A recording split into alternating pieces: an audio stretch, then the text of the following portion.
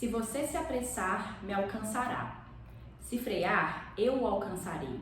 Se andar tranquilamente, eu o acompanharei. Se girar, dançarei com você. Uma vez que nosso encontro é inevitável, enfrente-me agora mesmo.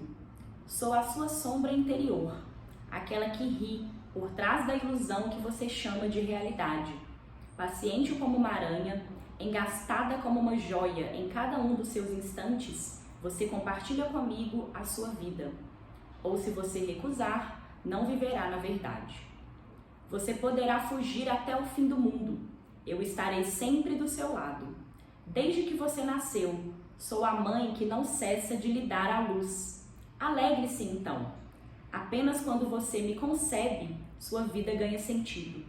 O insensato que não me reconhece se aferra às coisas sem ver que todas me pertencem. Não há nenhuma que não tenha meu selo. Permanente em permanência, sou o segredo dos sábios. Eles sabem que só podem avançar por meu caminho. Esse aqui foi um trecho do livro O Caminho do Tarô, de Alejandro Jodorowsky, sobre o Arcano 13, a Carta da Morte ou Arcano Sem Nome. A Carta da Morte é uma das cartas polêmicas do tarô e ela costuma ser muito temida, ainda que a maioria das pessoas saiba que ela não fala de uma morte literal, física. Ela é temida porque fala da finalização de ciclos, de desapego, de mudança. E esses não são temas com os quais a gente costuma lidar muito bem, não é? Agora, se você prestou atenção aqui no trecho que eu li, você deve ter percebido que a experiência da morte é inevitável, certo? Assim como a morte física, que vai chegar para todos nós em algum momento, essa morte simbólica, que fala das transformações inerentes da vida, também vai. A morte faz parte da vida, pois a vida é impermanência. Nós queremos nos apegar às coisas e garantir que elas nunca vão mudar, especialmente aquelas às quais a gente já se habituou. Mas a verdade é que não existem garantias. Tudo morre em algum momento, pois tudo se transforma. E ao mesmo tempo, nós precisamos dessa morte. Nós precisamos da mudança e do movimento para não degenerar na vida. E isso é o que arquetipicamente foi chamado de processo de vida, morte, vida. Aprendemos que a morte é sempre acompanhada de mais morte. Isso simplesmente não é verdade. A morte está sempre no processo de incubar uma vida nova, mesmo quando nossa existência foi retalhada até os ossos. Em vez de considerar os arquétipos da morte e da vida como opostos, devemos encará-los junto como o lado esquerdo e direito de um único pensamento. Em termos arquetípicos, a natureza da vida, morte e vida é um componente básico da natureza instintiva. Grande parte do nosso conhecimento da natureza da vida, morte e vida é contaminada pelo nosso medo da morte. Portanto, nossa capacidade para acompanhar os ciclos da natureza da vida, morte e vida é muito frágil. As forças da vida, morte e vida fazem parte da nossa própria natureza, como uma autoridade interna que sabe os passos, que conhece a dança da vida e da morte. Ela é composta pelas partes de nós mesmas que sabem quando algo pode e deve nascer e quando ele deve morrer. Trata-se de um mestre profundo, se ao menos aprendermos seu ritmo. E esse agora foi um trecho do livro Mulheres que Correm com os Lobos, do capítulo 5, A Caçada, quando o coração é um caçador solitário.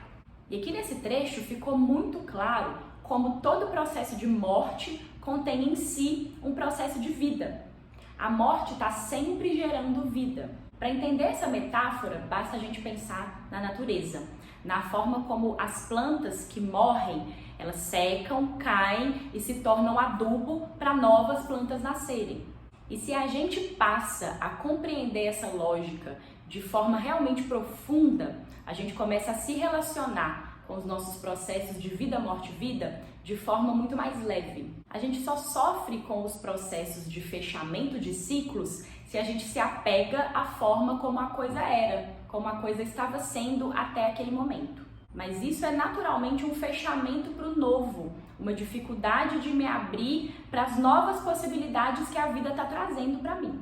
Todas as vezes que você estiver passando por um processo de encerramento que estiver sendo muito doloroso, é só parar para procurar o seu apego e você vai encontrar.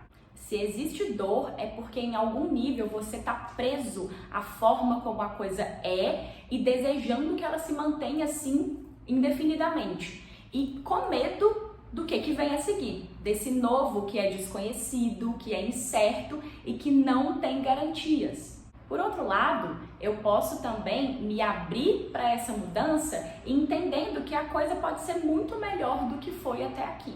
Então eu posso desenvolver uma postura de empolgação, de entusiasmo com esse novo, de desejo, de animação, de ver o que acontece a seguir.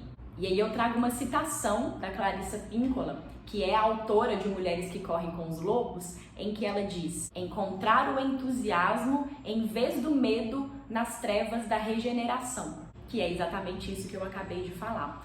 Quando a gente estiver passando por processos dolorosos de regeneração, de fim, de depuração, eu tenho duas escolhas. Eu posso me apegar ao medo do novo, à dor da mudança, ou eu posso olhar para aquilo como uma nova oportunidade de iniciar algo do zero.